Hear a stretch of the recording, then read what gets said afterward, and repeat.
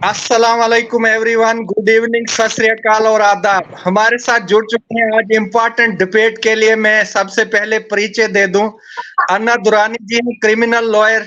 उनके साथ हैं सुदेश शान जी जेकेएनसी से, और नाजिया कटोच हैं सोशियो पॉलिटिकल एक्टिविस्ट, और अमरनाथ ठाकुर जी हैं, अपने लीडर हैं और चेयरमैन है पब्लिक वेलफेयर फोरम के। पहले हम मैम से शुरू करेंगे, एडवोकेट अन्ना दुरानी। मैम, जो आज लद्दाख ऑटोनोमस हिल डेवलपमेंट काउंसिल के नतीजे सामने आए इलेक्शन के 2023, तो एक तरह से क्लीन स्वीप किया जो डबल इंजन सरकार को, क्या कुछ बताएंगे आप?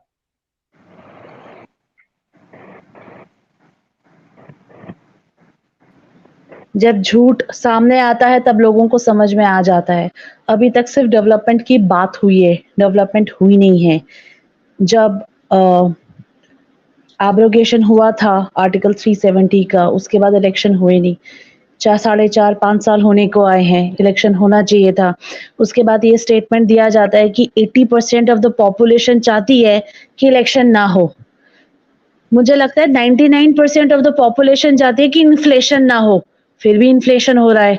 तो मुझे लगता है ऐसी स्टेटमेंट से अब लोगों को ये समझ में आ रहा है कि कौन काम करता है और कौन काम करने के लिए सिर्फ बोलता है।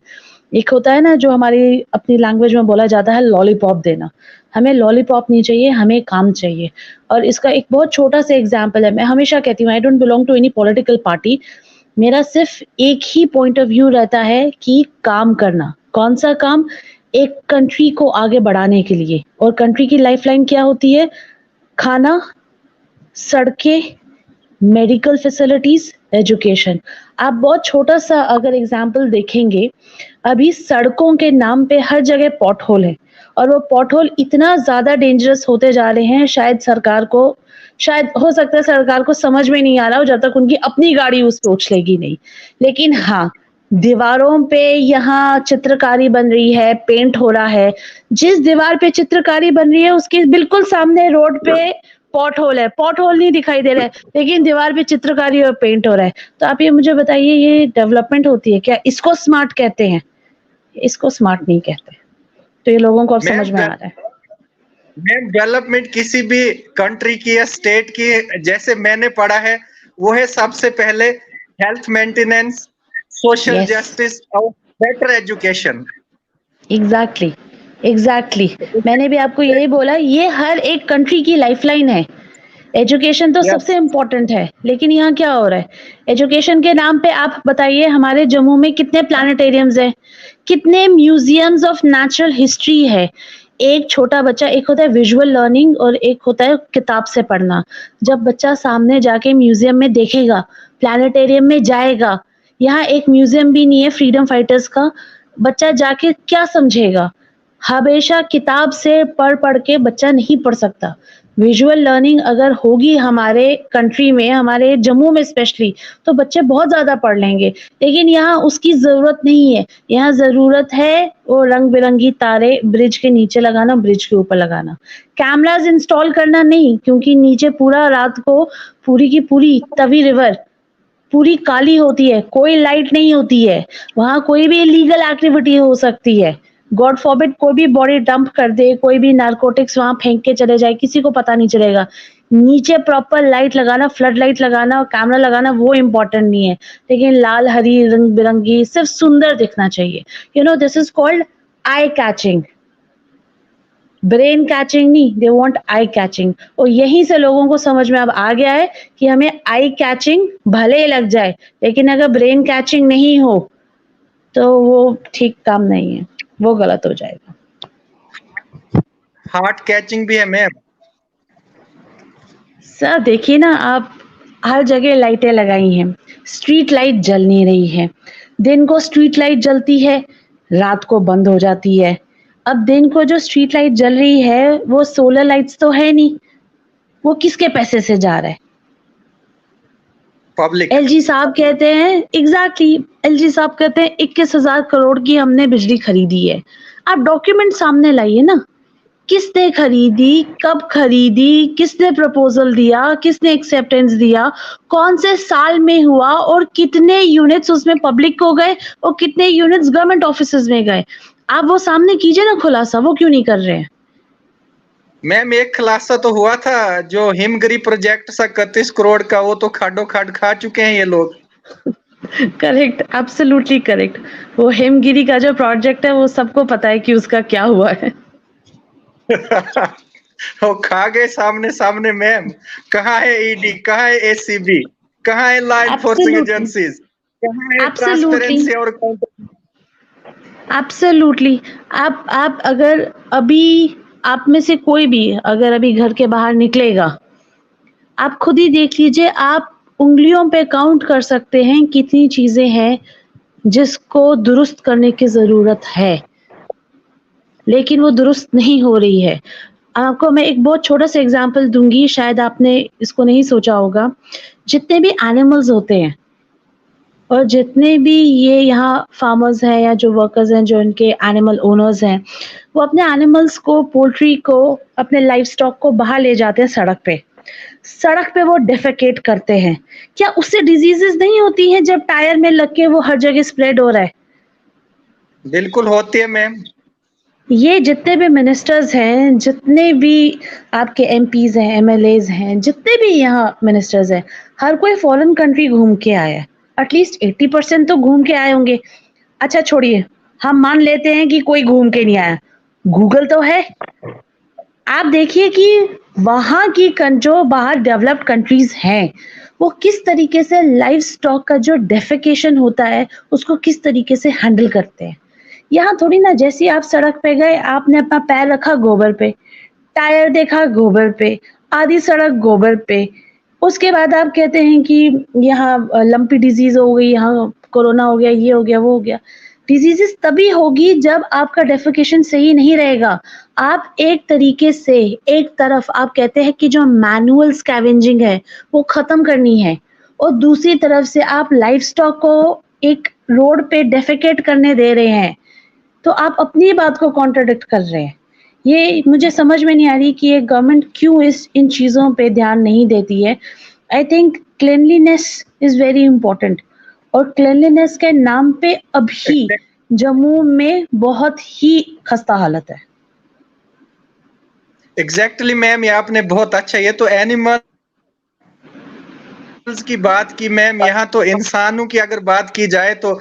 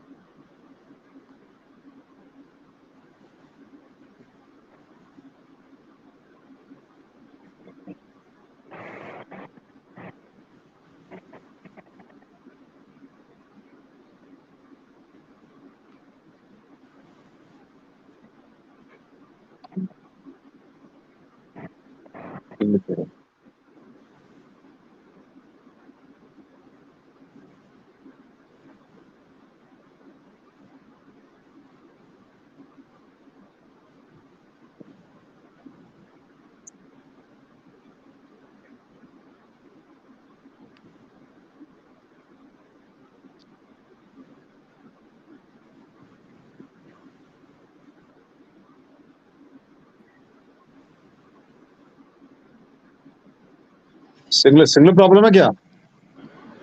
सर क्या बताएं, डिजिटल इंडिया है। और जावेद भी हमारे साथ जो एक्टिविस्ट हैं, अपने पॉलिटिकल एक्टिविस्ट हैं, और अमरनाथ सर के पास आएंगे। सर क्या बताएंगे जो नतीजे सामने इलेक्शन की बात की जा रही है जम्मू कश्मीर में? ये देखिए सर, पहले तो गुड नाइट सबको। ये आज बड़ी खुशी की बात है कि जब से इंडिया अलायंस बना है इस हमारे यहाँ कंट्री में, तो ये पहली बार इलेक्शन हो रहे हैं इंडिया अलायंस के बाद। और हमारी यूटी और जम्मू कश्मीर जब स्टेट एक थी तो इनमें धारा 370 को तोड़ा और 2019 में उन्होंने इसको यूटी बना दिया लद्दाख को, तो पहली बार इलेक्शन हुए हैं। ये बीजेपी को पहला गिफ्ट मिला है यूटी बनने के बाद लद्दाख से। और आज तो बड़े इंडिया अलायंस की मेरे ख्याल 22 सीटें आ गई हैं, तो इनका तो वहां सुपड़ा साफ हो गया है लद्दाख में। और मुझे लगता है कि जब भी जम्मू में इलेक्शन कराएंगे जम्मू कश्मीर में, तो यहाँ भी इनका सुपड़ा साफ होने वाला है। लगता नहीं कि 5 सीटें भी अब यहाँ आएंगी जम्मू कश्मीर में इनकी।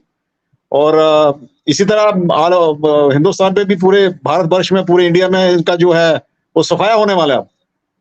अब एक बार धोखा दे लिया, लोग धोखे में आ गए, दूसरी बार धोखा दिया, फिर भी धोखे में आ गए, अब तीसरी बार लोग जो है हिंदुस्तान के और इंडिया के इतने बेवकूफ नहीं है कि बार बार इन लोगों के धोखे में आके, इनके चुंगल में आके इनको वोट करेंगे। मुझे लगता है लोग बड़े समझदार हैं और वो इस पे जो है वो जरूर सोचेंगे। और जैसे लद्दाख वालों ने एक मिसाल कायम की है, इसी तरह जम्मू कश्मीर वाले भी और पूरे हिंदुस्तान वाले भी इस तरह मिसाल कायम करेंगे। अब देख लीजिए महंगाई कहाँ पहुंच गई है। सिर्फ जैसे मैडम ने कहा, हमारी एडवोकेट जी ने, कि ये लॉलीपॉप देते हैं तो 15 लाख तो किसी के, इन्होंने कहा था कि हम सबके खाते में भेजेंगे जब वो काला धन आएगा। तो काला धन तो आज तक आया नहीं, ना उन्होंने नाम बताए कि भैया किसका काला धन आया, कितना आया, वो भी नहीं बताया। अब इन्होंने कहा था कि हम वो यहाँ स्मार्ट सिटी 100 बनाएंगे, पूरे हिंदुस्तान में 100 सिटी जो है स्मार्ट सिटी बनाएंगे, जैसे जम्मू और श्रीनगर भी हमारा कहा था। तो आप देख लीजिए स्मार्ट सिटी की हालत। जैसे मैडम जी ने अभी बात की कि कूड़े के ढेर लगे हुए हैं जम्मू सिटी में, और यहाँ मैं कठुआ में रहता हूँ, यहाँ भी वही हालत है।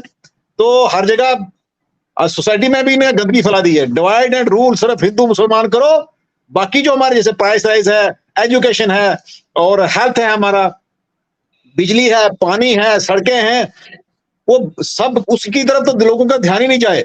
सड़कों में आपको बता दूं, जैसे सड़कों की हालत है, हम रूरल एरिया में रहते हैं, हम बहुत बुरी हालत है। सिर्फ 50% कमीशन है। जैसे कर्नाटक में कमीशन खा रहे थे वही हिसाब यहाँ जम्मू कश्मीर में भी है। सिर्फ ऊपर नीचे मिट्टी, ऊपर बजली डाली जा रही है और उस पर ब्लैक टॉपिंग की जा रही है। तो ये तो हालत है। और सारे कंट्रैक्टर बाहर से आ रहे हैं।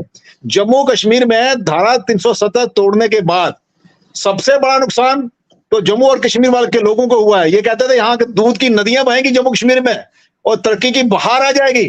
तरक्की की बहार क्या, यहाँ से बाहर से जितने लोग थे वो पता नहीं बिहार से, यूपी से और दूसरे स्टेट से, वो सारे आ गए। अब बड़ी खुशी की बात है कि रोहिंग्या का भी यहाँ वो बन रहा है वो उनका भी डोमिसाइल यहाँ बन रहे हैं। ये कहते हैं बड़ी ट्रांसपेरेंसी है, डोमिसाइल उनका भी बना रहे हैं। इन्होंने कहा था हम रोहिंग्या को बाहर निकालेंगे। अरे बाहर निकाला तो क्या, अब तो जॉब दे रहे हैं उनके, वहां डोमिसाइल बना रहे हैं। और कल तो मुझे बड़ी हैरानी हुई 2 दिन पहले, जब चीफ सेक्रेटरी साहब कहते हैं हमारे कि हमारे 2-2.5 लाख जो लो एम्प्लॉइज हैं वो बैकडोर अपॉइंटमेंट्स हुई हैं। अरे भैया लिस्ट लगाओ, सामने बताओ किसने बैकडोर अपॉइंटमेंट्स की हैं, कब हुई हैं, कितने लोगों की हुई है, किस डिपार्टमेंट में हुई है, किसने की है। आप जरा इंक्वायरी कीजिए। बाहर ऐसे लोगों को बेवकूफ बनाना, ये बताना कि ये है, हो सकता है हुई होंगी थोड़ी बहुत, मैं नहीं ये कह सकता होगा 5-7 या 2-4 हजार हुई हूं, लेकिन आप कहना 2.5 लाख, अरे 5 लाख तो पूरा एम्प्लॉई है और उसमें से 2.5 लाख जो है वो बैकडोर अपॉइंटमेंट्स हैं। ये तो अब झूठ की कोई लिमिट होती है। अगर सच है तो ये chief secretary should come with the proofs and documents, public करना चाहिए उसको। किन लोगों ने किया ऐसा? ये गलत लोगों को गुमराह कर रहे हैं ऐसे जो एक अच्छे ओहदे पे, इस चीफ मिनिस्टर के ओहदे पे हैं लगभग इस वक्त, उनको ऐसी बातें नहीं करनी चाहिए।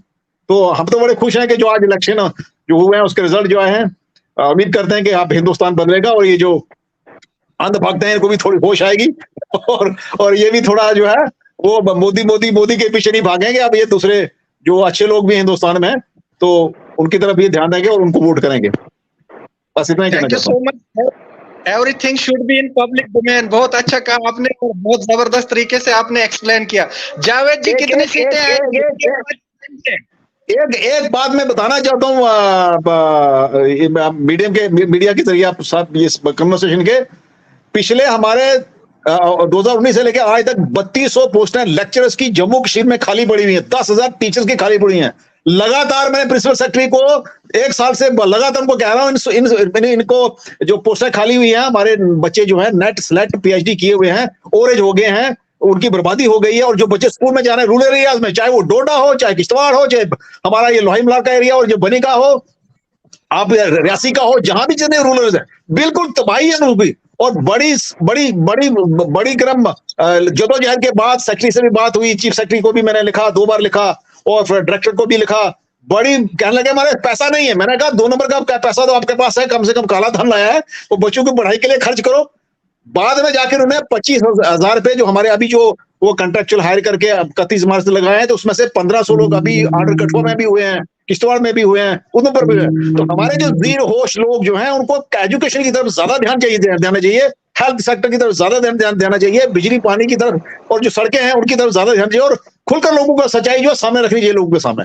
Thank you so much. Javed ji, कितनी सीटें आएंगी जम्मू कश्मीर से? इंडिया वर्सेस एनडीए, क्या बताएंगे? सबसे पहले नमस्कार, अस्सलाम वालेकुम, आदाब सबको। सर, आज तो बहुत खुशी की बात है कि जिस तरह से लेह लद्दाख के लोगों ने भाजपा सरकार को जो है शून्य पे यानी कि जीरो पर क्लीन बोल्ड किया। मैं इनको आज चैलेंज करता हूं कि आप जम्मू कश्मीर के अंदर एक बार इलेक्शन करवा के तो देखो। इसी तरह से हम आपको यहां से खाली भेजेंगे और दोबारा आप लखनपुर से अंदर आने की कोशिश नहीं करेंगे। हम एक बार झाड़ू फेरेंगे इनको पूरे जम्मू कश्मीर के अंदर, और इनका सफाया हम जरूर करेंगे। मैं सबसे पहले इंडियन अलायंस को मुबारकबाद देता हूं कि जिस तरह से उन्होंने काम किया लोगों का, और इन्होंने जब आर्टिकल 370 जब इन्होंने तोड़ा, और इन्होंने लोगों के साथ एक वादा किया था कि हम दूध की नदियां बहाएंगे जम्मू कश्मीर के अंदर, हम आसमान से तारे तोड़ के लाएं, लेकिन वो सुनहरे सपने जो लोगों को इन्होंने दिखाए थे उसके अंदर टोटल जो है ये फेल दिखाई दे रहे हैं। अब इनको पता चल चुका है कि जम्मू कश्मीर की आवाम जो है वो बिल्कुल होशियार हो चुकी है। अब हमें जम्मू कश्मीर के अंदर एंट्री नहीं होने देंगे, हमें जम्मू कश्मीर के अंदर वोट नहीं मिलने वाला, और इनको बिल्कुल क्लियर हो गए, इसलिए इलेक्शन नहीं करवा रहे हैं। और ले के लोगों ने आज इनको क्लियर एक मैसेज दे दिया पूरे हिंदुस्तान के अंदर कि आप जम्मू कश्मीर के अंदर जो आपने वादे किए थे अब तो पूरी तरह से फेल हो चुके हैं। ये कहते थे, इनकी एक ही बात होती थी कि हम लंबे डाल देंगे, पापा की कहते थे गोला बम बारूद ये वो ना उस तरह। मैंने कहा था उसी बात, ये चलने वाला नहीं तुम्हारा, तुम लोगों को गुमराह कर रहे हो। ये हिंदू मुसलमान करने के बजाय आप लोगों के काम करें, लेकिन इन्होंने लोगों के काम नहीं किए। इन्होंने सिर्फ हिंदू मुस्लिम किया जम्मू कश्मीर के अंदर, और ये चाहते थे कि हिंदू मुस्लिम करने से जो है हमारे वोट जो है बढ़ जाएंगे, और हम जम्मू कश्मीर के नाम पे पूरे हिंदुस्तान के अंदर जो वोट जो बटोरेंगे, और हम जो है फिर से 2024 में सत्ता के अंदर आएंगे। लेकिन ये बाहर जो स्टेट हैं उनको दिखाना चाहते थे कि हम जम्मू कश्मीर के अंदर हमने इतना विकास किया। कहाँ है विकास? किसने देखा इनका विकास? इन्होंने सिर्फ झूठे वादे किए, 15-15 लाख रुपए अकाउंटों में डालेंगे, 2.5 करोड़ नौकरियां देंगे। मुझे नहीं लगता है कितनी नौकरी मिली तसद्दुक जी आज तक। मैं आपसे पूछना चाहता हूँ। कुछ नहीं, वो स्कैम पे स्कैम चल रहे हैं, घोटाले चोरियां चक्के सब इन्होंने इकट्ठे किए। कितने लोगों को रोजगार मिला? किसी को अभी तक रोजगार नहीं मिला।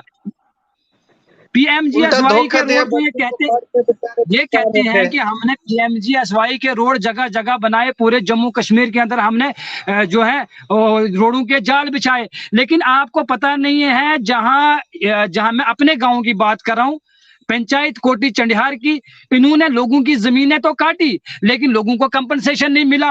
इन्होंने लोगों की जमीनें जबरदस्ती काटी लेकिन लोगों को फिर उसके बाद उसका बेनिफिट नहीं मिला। कंक्रीट जब करते हैं 95% पत्थर जो है कंक्रीट में डालते हैं, 95%, और इनको पता ही नहीं चल क्या रहा है, इनको पता ही नहीं चल क्या रहा है। और मैं यही कहना चाहता हूं, मैं सबसे पहले इंडियन अलायंस को मुबारकबाद पेश करता हूं, खास करके शान साहब हमारे जो हमारे साथ जुड़ चुके हैं, इनको मुबारकबाद पेश करना चाहता हूं कि लेह के अंदर जिस तरह से इन्होंने जो है एक बार फिर से, गलतियां तो हुई है इनसे भी मैं कहता हूं, लेकिन देर आई दुरुस्त आए, लेकिन जिस तरह से इन्होंने लद्दाख के अंदर जो है इसको कहते हैं घर वापसी करना मैं तो यही कहूंगा, घर वापसी की इनको उसके लिए बहुत बहुत मुबारकबाद। हंस तो रहे हैं, खुशी तो बहुत है, लेकिन हम यही मैसेज देना चाहते हैं कि अच्छा काम करें। जब लोगों के अंदर, जब समाज के अंदर कोई लीडर जब जाता है तो वो जब अच्छे काम करता है उसका नाम चलता है, लोग उसको चाहते हैं। जबरदस्ती जब लीडर उनके ऊपर थोपा जाता है, जैसे हमारे एलजी साहब हैं, लोगों के अंदर थोप दिए जाते हैं, ऊपर से बयान देते हैं जी के मेरे साथ जो 80% लोग हैं। एलजी साहब कराइए एक बार इलेक्शन, पता लग जाएगा कितने % लोग आपके साथ हैं, एक भी पता नहीं तो देगा। लग जाएगा ना कितने % लोग आपके साथ हैं। हम तो कहते हैं इलेक्शन करवाए, हमें भी पता चले ना कि आपने काम किए हैं, लेकिन कब क्यों भाग रहे हो फिर, क्यों इलेक्शन डिले कर रहे हो? फिर कहते हैं जी इलेक्शन कमीशन। जब रोडों की बात आती है, एक मजेदार बात है, जब रोडों की बात आती है तो ये कहते हैं रोड हमने बनाए, तो कहते हैं हमारी सरकार है। जब इनसे पूछो टमाटर जो है 200 रुपए किलो हमारे हिंदुस्तान के अंदर बिके, तब कहते हैं हमारी यहाँ सरकार ही नहीं है, यहाँ तो एलजी है।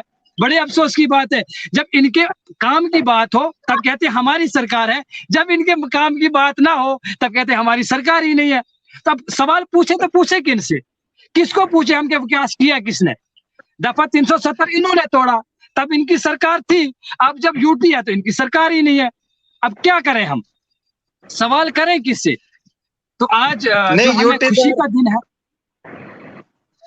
हाँ नहीं बोले जावेद सर। भाई, ये तो लोगों को बेवकूफ बना रहे हैं ना। UTs are directly governed by the kendra sarkar. ये फिर अनपढ़ लोग हैं जो इनकी बातों को मान रहे हैं। मेरे साथ एक भाजपा का जो कार्यकर्ता था वो मिला तो डिबेट करने लगा, मुझे कहता है कि हमारी सरकार ही नहीं है। तो मैंने कहा होम मिनिस्टर किनका, किसका? कहता है हमारा है। तो मैंने कहा एलजी को किसने बिठाया? कहता है बीजेपी ने। तो मैंने कहा सरकार हुई किसकी फिर? तो ये मानने के लिए तैयार नहीं कि जम्मू कश्मीर के अंदर हमारी सरकार है। ये कहते हैं कि अगर इलेक्शन करवाएगा तो इलेक्शन कमिश्नर करवाएगा, हम नहीं करवा सकते हैं। तो इसलिए मैं ज्यादा ना बोलते हुए सबको मुबारकबाद देता हूँ, खास करके शान साहब को। और हम तो दूसरी पार्टी से हैं। चलो हम भी इनके साथ हैं। हम भी इनके साथ हैं, कोई बात नहीं, हम भी आपके साथ हैं। इंडिया अलायंस है भाई, India alliance. Thank you so much. तो नाजिया मैम जी, कितनी सीटें आएंगी इंडिया वर्सेस एनडीए, और जम्मू कश्मीर का सिनेरियो पॉलिटिकल क्या होने वाला है? जी thank you for having me first of all, और सबको गुड इवनिंग। और जो आपने अभी बात की इसका सबूत हमें मिल चुका है लद्दाख के इस इलेक्शंस का रिजल्ट के रूप में। और मैं ये कहना चाहूंगी कि सबसे इल इन्फॉर्म्ड अभी तक के जो हमारे एलजी इल इन्फॉर्म्ड एलजी रहे हैं, ये इस बात के सभी विटनेस हैं हम सब लोग। किसी भी मुद्दे को उठाकर देख लीजिए, जो भी स्टेटमेंट एलजी सर से आता है वो स्टेटमेंट मतलब उसमें कोई लॉजिक नहीं रहता। अभी अगर उन्होंने ये बात कही है कि 80% लोग जो हैं वो इलेक्शंस नहीं चाहते जम्मू एंड कश्मीर में, तो मैं ये सवाल पूछना चाहती हूँ कि 80% लोग में से आपको ये पता है कि कितने % लोग हमारे रूरल एरियाज में रहते हैं? हमारे जम्मू एंड कश्मीर की रूरल एरियाज की जो पॉपुलेशन है इट इज 72.62% अप्रोक्सीमेटली। एंड हमारे जो गांव हैं, जो हमारे रूरल एरियाज हैं, उनकी क्या हालत है, ये इस बारे में हमारे एलजी महोदय जी को पता है? नहीं पता होगा। हमारे गांव के ऐसे कई सारे पार्ट्स हैं जहां पर अभी तक बेसिक फैसिलिटीज उनको नहीं प्रोवाइडेड है, be it roads, be it electricity, be it उनके पास एक्सेस नहीं है बेसिक फैसिलिटीज तक के लिए, चाहे वो हेल्थ फैसिलिटीज है, एजुकेशन की बात कर लीजिए, उनके पास ये सब चीजें अवेलेबल नहीं है। और अगर जहां पर अवेलेबल है वहां पर उनको प्रॉपर तरीके से नहीं मिल पा रहा है। अगर मैं एजुकेशन की बात करूं, हमारे गांव के एरियाज में 100-200 स्टूडेंट्स के ऊपर एक टीचर्स होते हैं, एक टीचर है। हमारे अगर हॉस्पिटल्स की अगर बात करें गांव के एरियाज में, वहां पर आधे से ज्यादा पीएचसी सेंटर तो लॉक लगे रहते हैं वहां पर। तो क्या एक्सेस दे रहे हैं आप हमारे लोगों को? हमारे एलजी सर को मैं ये बताना चाहूंगी कि, और हमारी प्रेजेंट एडमिनिस्ट्रेशन को ये बताना चाहूंगी कि आप जो जम्मू कश्मीर में इलेक्शंस नहीं करवा रहे हैं, आप सीधा सीधा you are jeopardizing our people's future, complete jeopardize कर रहे हैं आप हमारे जम्मू कश्मीर के लोगों के फ्यूचर को। हमेशा इलेक्शंस इसीलिए होते हैं ताकि हमारे पास एक पावर होती है कि हम अपने रिप्रेजेंटेटिव्स को चूज कर सकें। हमारे पास कोई रिप्रेजेंटेटिव नहीं है, तो that's why we are on roads. सड़कों पर आए दिन हमारे लोग हैं, उनको पता नहीं है वो किसके पास जाए, उनकी आवाज कहां पर सुनी जाएगी। तो वो कलेक्टिवली हजारों की तादाद में लोग सड़कों पर आ रहे रहे हैं, ये सबूत है, हम सबके सामने है। अभी हम पीएचई डिपार्टमेंट की बात कर रहे थे, पीएचई डेली वेजर्स हमारे जम्मू में किस तरह से स्ट्राइक पर पिछले 470 दिनों से, सोचने वाली बात है।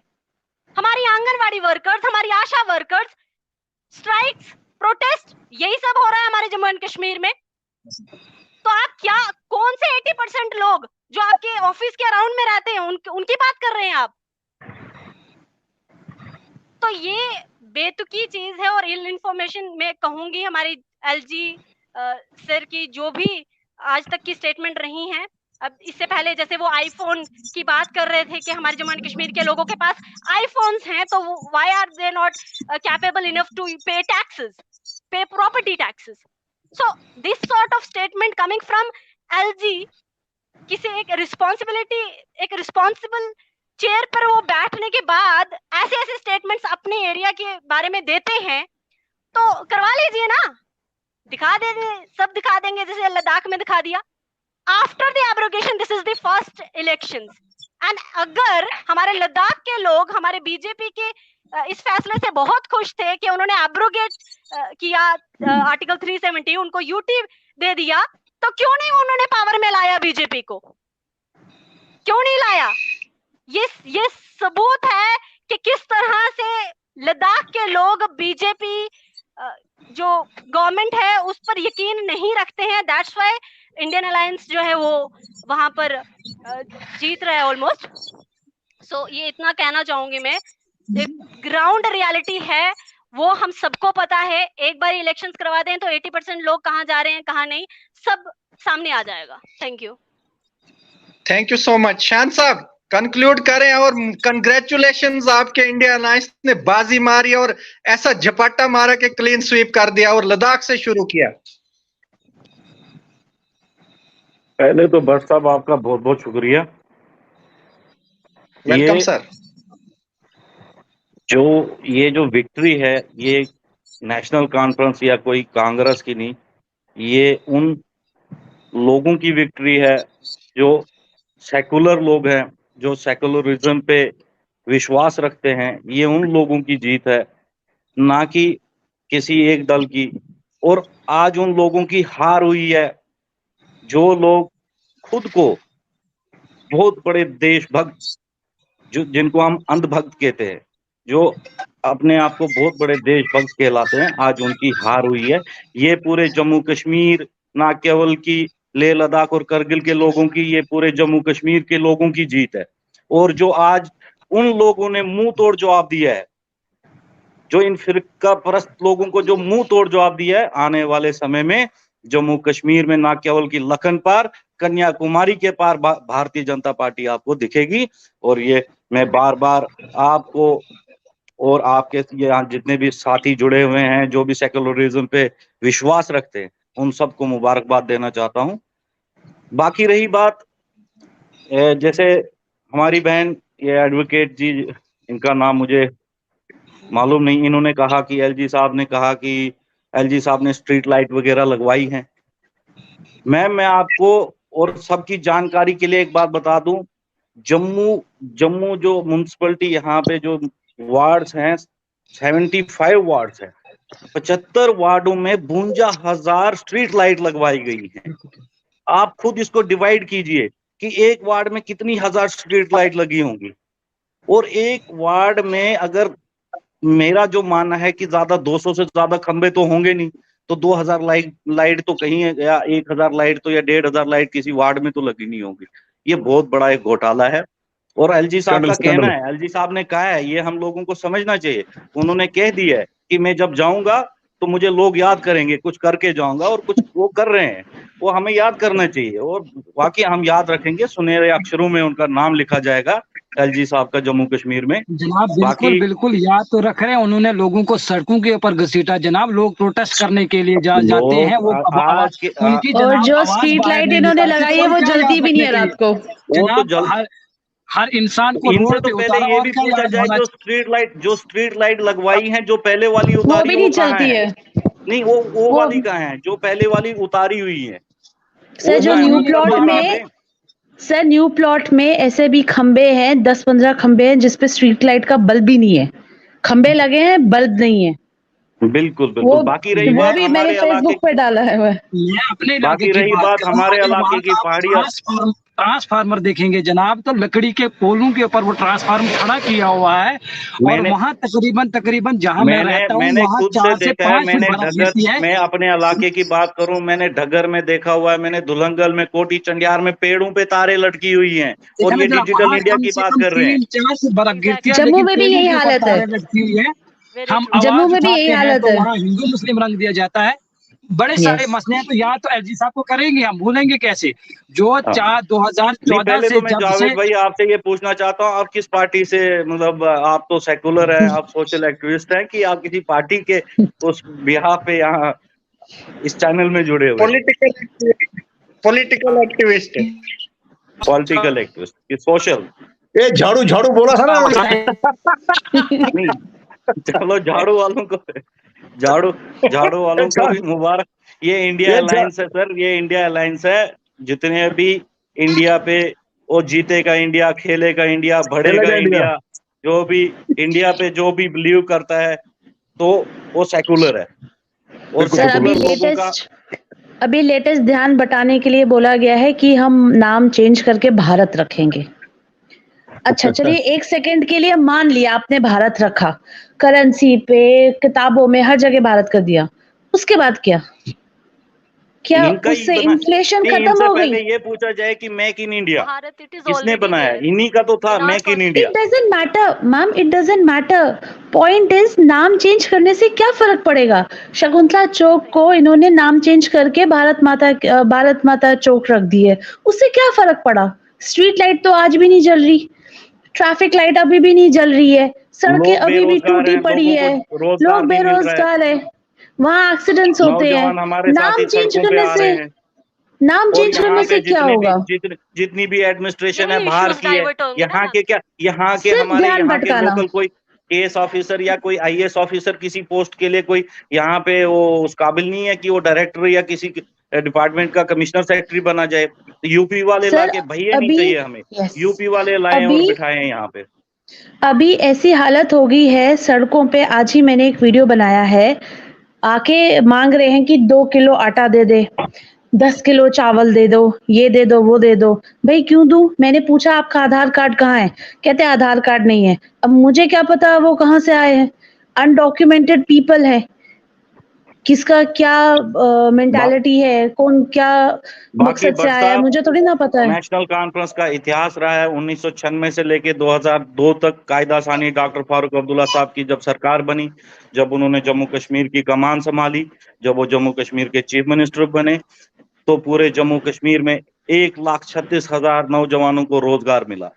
वो भी इतिहास है। 2008 से लेके 2014 तक, जब 2009 से लेके 2014 तक जब उमर साहब ने सरकार संभाली, जब उमर साहब चीफ मिनिस्टर जम्मू कश्मीर रियासत के बने, 2.25 लाख लोगों को, नौजवानों को रोजगार मिला।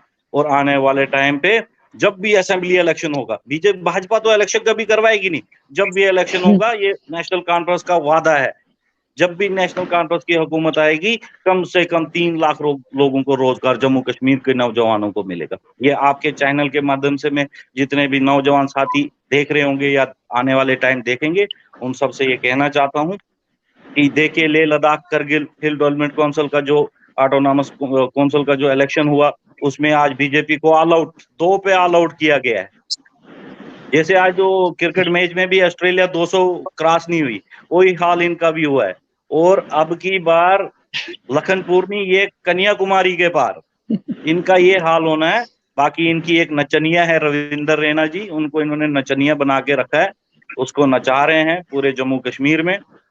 तो बनी का भी मैं आपको कह दूं कि बनी में जब 1996 में जब नेशनल कॉन्फ्रेंस के मलिक साहब हमारे जीते पहली बार और डिप्टी स्पीकर रहे, 1364 आदमियों को बनी में रोजगार मिला नेशनल कॉन्फ्रेंस की वजह से। उसके बाद कहिए आज तक जब बनी के लोगों ने नेशनल कॉन्फ्रेंस का दामन छोड़ा, तो आज तक कहे कितने लोगों को बनी में रोजगार मिला।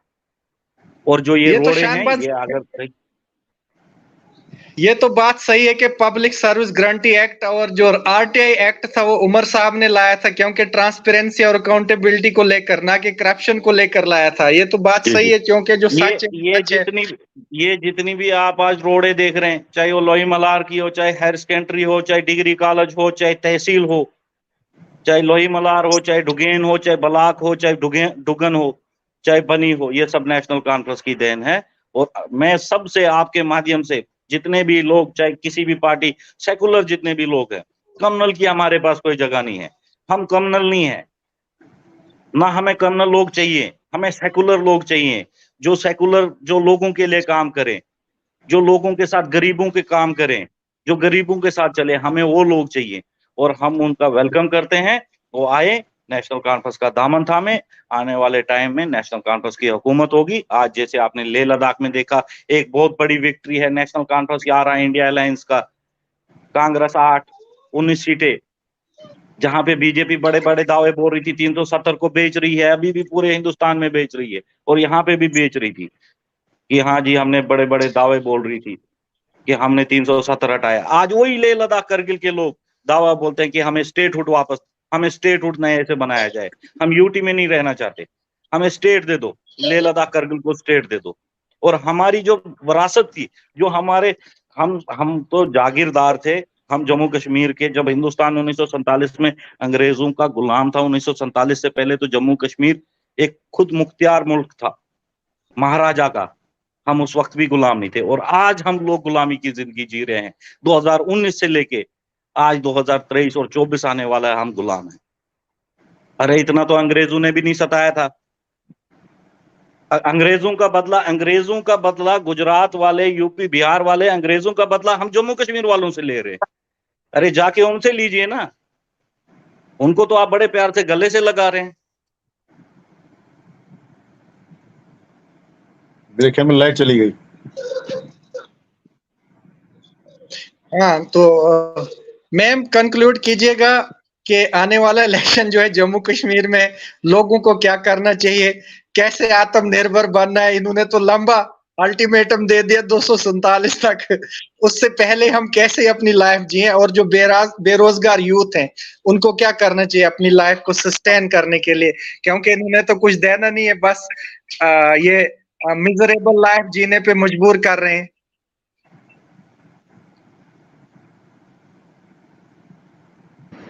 किसी भी कंट्री में एक इंसान का जो वजूद होता है वो होता है उसका वोटिंग राइट।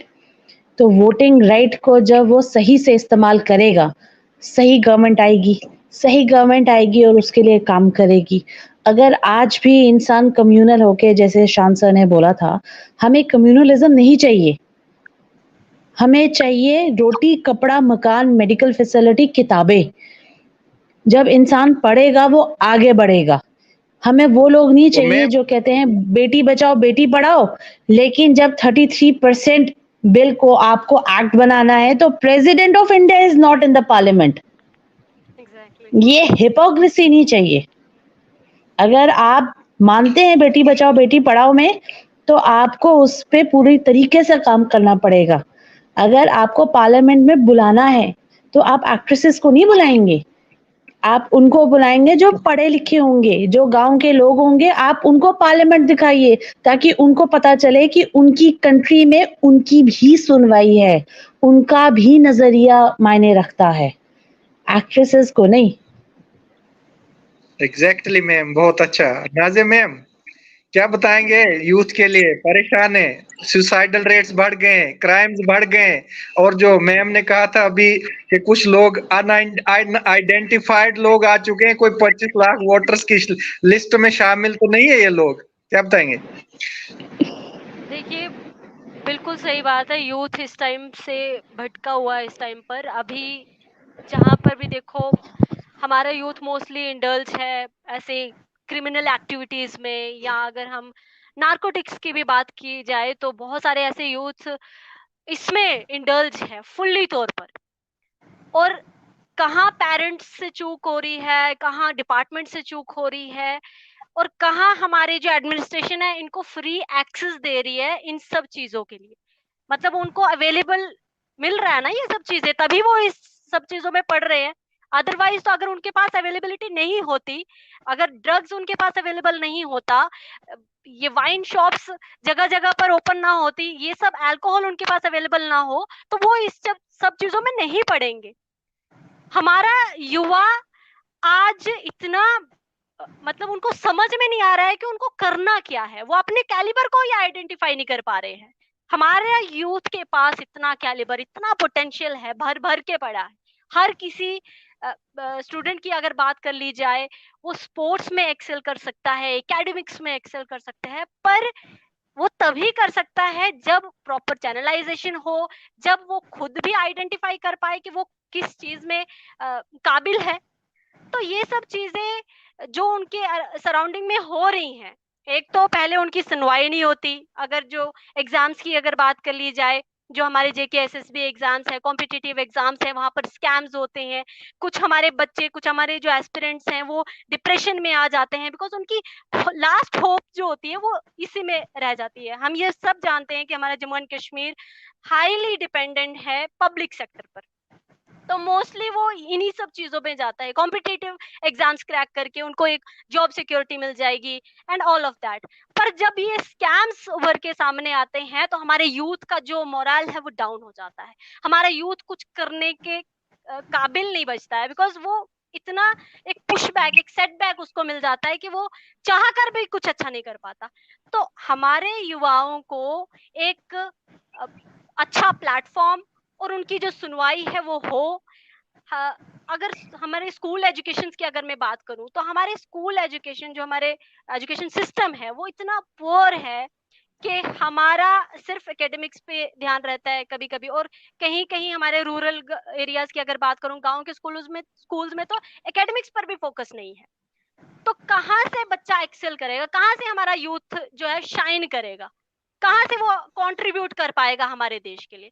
सो ये सब चीजें देखने की जरूरत है। और अगर जो बात की जाए, जो 25 लाख वोटर्स की आप बात कर रहे हैं, जो बाहर से आकर यहाँ पर बस रहे हैं, हम लोगों के जो राइट्स है उन पर उनका हक हो रहा है या वो छीन रहे हैं, या ऑल ऑफ दैट, ये सब चीजें हमारे यूथ को इफेक्ट कर रही हैं। और इससे हम जम्मू एंड कश्मीर की जो प्रोग्रेस है वो कहीं ना कहीं एक रिग्रेसिव मोड ले चुकी है। सो ये सब चीजें देखने की जरूरत है, और हमारे युवाओं को भी विजिलेंट होना पड़ेगा। उनको अपने हक के बारे में जानकारी लेनी पड़ेगी। अगर वो अपने हक के लिए स्टैंड नहीं ले सकते तो उनके लिए कोई स्टैंड नहीं ले पाएगा।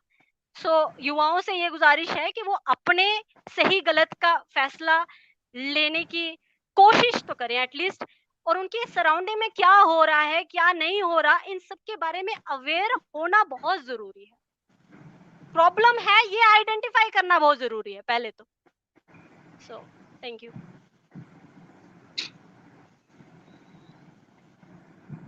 अमरनाथ सर। जी सर। यूथ के लिए बताइएगा जी, आखिरी में कुछ अपने शब्दों से कंक्लूड करें। और 2047 बड़ा लंबा अल्टीमेटम दिया है सर आत्मनिर्भर के लिए, तब तक कहाँ जाएंगे ये जो आधे से ज्यादा तो ओवर है। देखिए यूथ जो है इस वक्त जम्मू कश्मीर में सबसे ज्यादा परेशान है।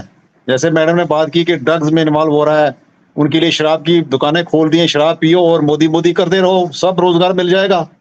तो मेरे साथ भी यूथ का बड़ा लिंक रहता है, जो नेट सेलेक्ट हैं और PhD हैं लोग, और जो PG हैं, क्योंकि मैं भी 37 साल टीचर रहा और +2 लेक्चर फोरम का प्रेसिडेंट रहा जम्मू कश्मीर का, तो बड़े लोगों की मेरे साथ रहती है। तो मैंने कहा था कि आप एक ऑर्गेनाइजेशन यूथ की बनाइए पूरे जम्मू कश्मीर में, और जब आप ऑर्गेनाइजेशन बनाएंगे तो अपनी आवाज को, यूथ को बुलंद करने के लिए यूथ को ही आगे आना पड़ेगा। हम अगर बात उठाएंगे तो वो, जैसे 1 साल लग गया हमें समझाने के लिए कि भाई 3200 पोस्टें लेक्चर की खाली है, इनको भरिए, तो उन्हें 1600 अब जो है वो कंट्रैक्चुअल पे लगा दिए, वो 25,000 पे। तो वो राहत नहीं है। वो PSC के में जाना पड़ेगा। तब तक वो, मैंने इनको कहा एजुकेशन डिपार्टमेंट 2025-26 तक तो एजुकेशन डिपार्टमेंट जितने भी गवर्नमेंट ऑफिसर्स हैं वो सब जाने वाले हैं, सब रिटायर होने वाले हैं। तो इसलिए मेरी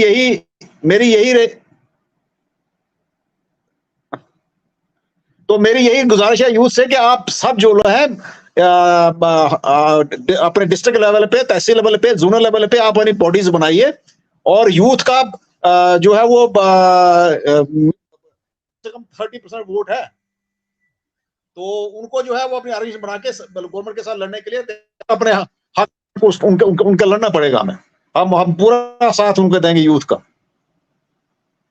Thank you so much and nice to Thank you. have you all.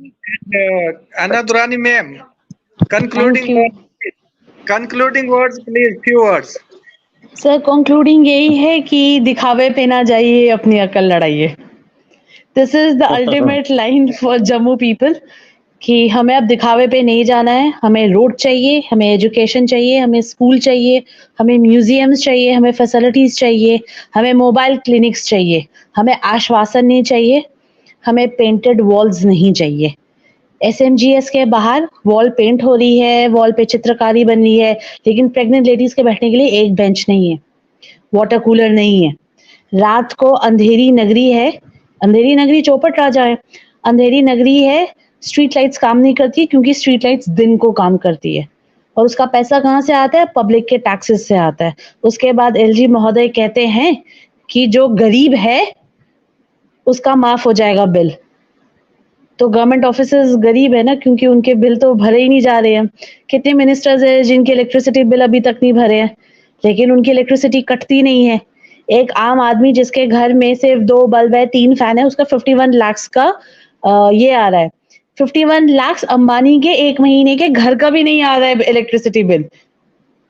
लेकिन जम्मू में लोगों के घर का 1 महीने का, 2 महीने का बिल 51 लाख आ रहा है। तो मेरा सिर्फ यही कहना है, इस बार अपनी अकल लड़ाइए और दिखावे पे नहीं जाइए। That is my concluding statement. Thank you So much. Thank you ma'am. Thank you sir.